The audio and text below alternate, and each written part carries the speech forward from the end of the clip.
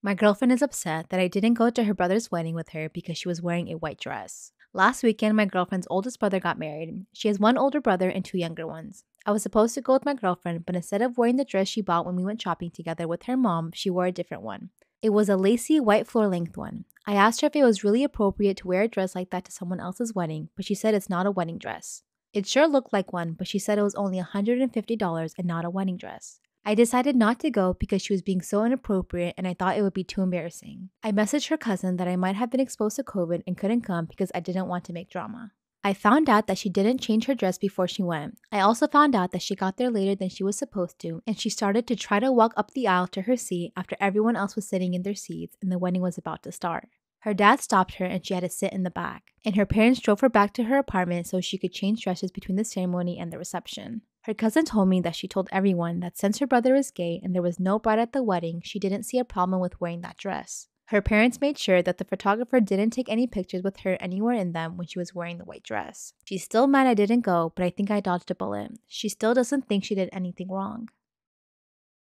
My husband convinced me to get a job at his company, hoping it would help him stop cheating. So my husband, 36 male, and I, 35 female, are high school sweethearts. We got pregnant in high school, dated for a few years after we had our baby, and we decided we did want to get married. Through every single up and down, we were there for one another. I honestly didn't think we could have a more perfect relationship. It's something I have been so proud about most of my life. Almost 4 months ago, my husband asked me to get a job at his company. Before this, I had just been working part-time jobs because we didn't really need the money since we weren't financially responsible for a child anymore. However, we agreed the extra money would be lovely to go towards our family trip funds, something we both and our son add to as often as possible. Our hope being to take a family vacation across Europe for a few months. And we are trying to make it happen sooner than later because our son is recently married. We want them to be able to still go on one trip without worrying about a new baby. Once I got the job, I thought it was such a great decision. I was making quite a bit of extra money and seeing my husband so much more. Well, a couple of weeks ago, one of his coworkers approached me and asked how I could be so cool with the ongoing situation. I had no idea what she was talking about, so I asked for more detail and she told me my husband and one of his coworkers had been having an affair for over a year. Well, honestly, I trust my husband more than this woman I just met. I told him about it that night and he immediately broke down. He told me he was sorry, but it was true. He said I'm still the love of his life, but he needs some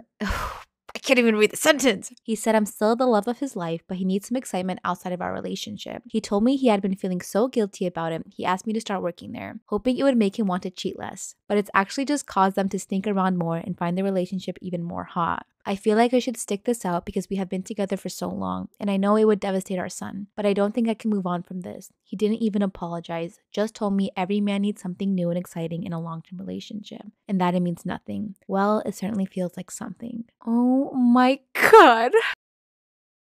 So I, 24 male, have lived on my own for about 2 years now. I have a very small bungalow that I'm able to pretty comfortably afford. In this bungalow, I have an attic area. At a guess, I'd say it's about 5 by 5 meters in size, and you can really only stand in there in the very center. Anyway, I work the night shift at a factory. I basically just sit on my phone all night, so I usually get in around about 8 in the morning. I was coming home last Thursday during a heavy storm and I got into the house and just went to sleep. When I woke up, I went on my phone and saw that I was so tired that I didn't check my notifications. I have a Ring camera outside of my door which shows anyone who would have come to my room. I saw I had been tripped around 7:42 in the morning. I got into the house around 8:10 to 8:15 in the morning. I checked the video and saw that it was a man. He was pressed right up to the door and he was fumbling around with the handle. He did this for about 10 seconds until he spotted the camera. This unsettled me, but didn't entirely creep me out or anything. I got up to go make some food and discovered something in the kitchen. My back window was open. I, of course, instantly began having thoughts of a home intruder, but slowly chilled out as I convinced myself that I had left it open. The rest of the day consisted of this, just noticing small things that didn't seem right and scaring myself, all up until a point. I leave for my shift at 10 p.m. and I was watching some TV around 9 o'clock. I spotted something that made my heart leap into my throat. Out of the corner of my eye, I could see it. My attic entrance was slowly being slid open. I can so vividly remember that I began questioning my sanity. Surely I was hallucinating or something. I saw fingers wrapped around the hatch and began moving it more. I didn't know what to do. I could feel the panic beginning to really get to me and I wasn't sure if I should leave the house or call the police, or if I should try to yell at whoever was up there. I chose a mixture of both. I began dialing 999 and I ran to my bedroom where I could lock the door. As soon as I began running, I heard the hatch get almost teared off with the speed they moved it, and I arrived at my bedroom door. I looked down the corridor and watched for a second, seeing only a little slice of blackness in my attic, and I saw human hands still holding onto the sides of my ceiling. I yelled, "Whoever is there, I'm calling the police and I have a gun." I do not own a gun. "If you take a step out there, I will fucking shoot you." The adrenaline was really making my hands and voice shake, but I tried sounding as tough as I could.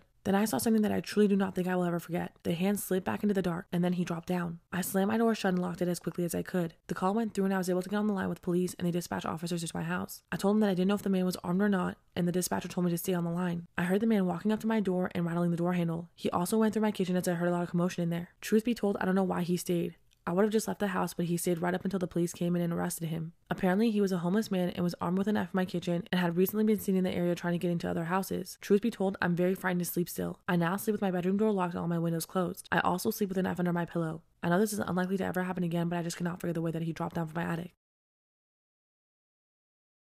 I used to play in the woods a lot as a child, and one day my cousins came to visit, so my brothers and I took them into the woods. And then my cousin Ella was like, hey, I don't know how to get back to the house and I have to pee. Can somebody guide me back to the house? And we were like, no, don't go back to the house, because that's how my brothers and I got people to play with us when we were little kids. We would lure them out to the woods, and then when they had to leave and they were lost, we would be like, you have to play with us forever now. Ella was like, I want to go back to the house, and we said, don't go back to the house, just use the pea tree. And she was like, what?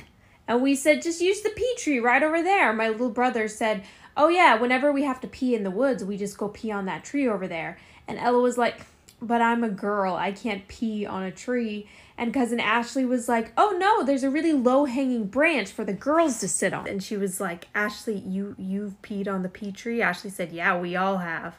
And she stared at us all in disgust. And then finally, we peer pressured her into peeing on the pea tree.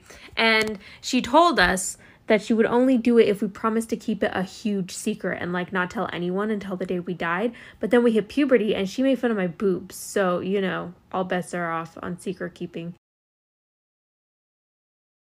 This is how I found out my dad was following me on OnlyFans. Disclaimer, it's not my story time, it's on Instagram. My mom and dad had me when they were really young. My mom was 17 and my dad was 19. For some reason, my mom doesn't like talking about him, so I never really found out exactly how they broke up. All I know is that they stayed together until I was 5 years old. Something really bad happened and then my mom kicked him out of the house. Like I said, I don't even know what happened. When I was 12 years old, he begged my mom to come back, and she let him live in the apartment we had. But he's pretty much a deadbeat. He didn't help my mom pay for the bills. He didn't even want to get a job. He even went as far as begging my mom to become a stripper. He said that she would make way more money than the job she had. She was a secretary at the time. When I was 15, he left our house again. I never got a bad feeling from him when he was living with us though. With a lot of hard work, my mom was able to put me through college. I graduated and I got a really good job. I bought my mom and me a house and we moved in together. Then COVID happened and I lost my job. A friend suggested I start OnlyFans and I decided to do it. I started making a lot more money than I ever thought I would. Some months I was making around $20,000. This one guy would send me $1,000 every single week. In exchange for pictures. Part 2 is up.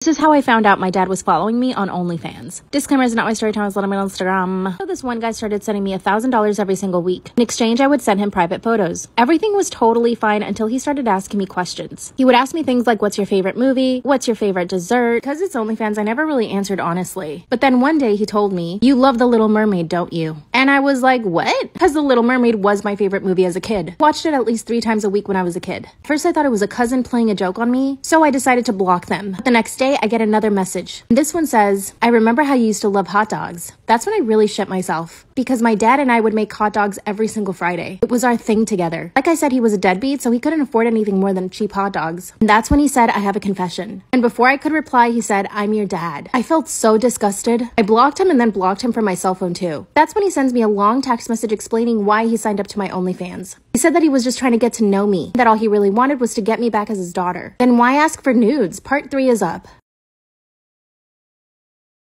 This is how I found out my dad was following me on OnlyFans. Disclaimer, this is not my story time, it's sending me on Instagram. As soon as I read his long text message about why he signed up, I once again blocked him. 20 minutes later, there's a knock on my door. Yep, it's my fucking father. Started knocking on the door so hard my neighbors came out. Called 911 and they came within a minute. I live in an area where there aren't too many people, so my house is really easy to find. Saw my dad walk to the backyard and try to get in through the back. That's when a cop stopped him and asked him what he was doing. Then he told the cop that I had invited him over. Then the cop comes to my door and asked me if I had invited him. I told him I didn't. Then I told the cop about OnlyFans. My dad was so ashamed he actually denied it. But of course I had all the receipts. I showed the cop my phone and the cop told him that he needed to leave me alone. He left my house and I didn't have the heart to tell my mom. But later that night I see another person sign up to my OnlyFans. Turns out it was my dad again. This time he was offering me $3,000 for more pictures. And he confessed that he couldn't help but love me as a woman because I didn't grow up with him. Excuse me, sir? You raised me for half of my childhood. Wanted to get a restraining order, but the judge says it's not that easy. So now I'm considering closing my OnlyFans. I don't think it's fair though. What should I do? Story time about how my bully set me up to have me essayed. and tried to starve me. And this is my own story time. I was in school, I was a total pushover. You guys, I never defended myself. Instead, my brothers and sisters would defend me all the time, which is why I say my brothers and sisters are my best friends now. Anytime boys would bother me, my twin brother would be right there to defend me. And anytime a girl bothered me, my sister would literally fight for me. So I had this bully in school. I'm gonna call her B. B was the queen bee. All the boys and all the girls would do whatever she wanted. She was funny, she was charming, and she made everyone laugh. So I understand why she was popular in our class. But how can everybody do what one girl said? I mean, the power she wielded over these boys. B was new to our school, and I could tell that she did not like me right away. In fact, I could hear her talking bad about me sometimes in class. And then when I looked at her, she would pretend like she was talking about somebody else. But nonetheless, she became friends with some of the girls that I was kind of friends with. By the way, I got bullied by almost everyone in my year, especially the girls. But one day, B invites me and the rest of the girls over to her house. But little did I know that she had invited a boy to essay me. Part 2 is up.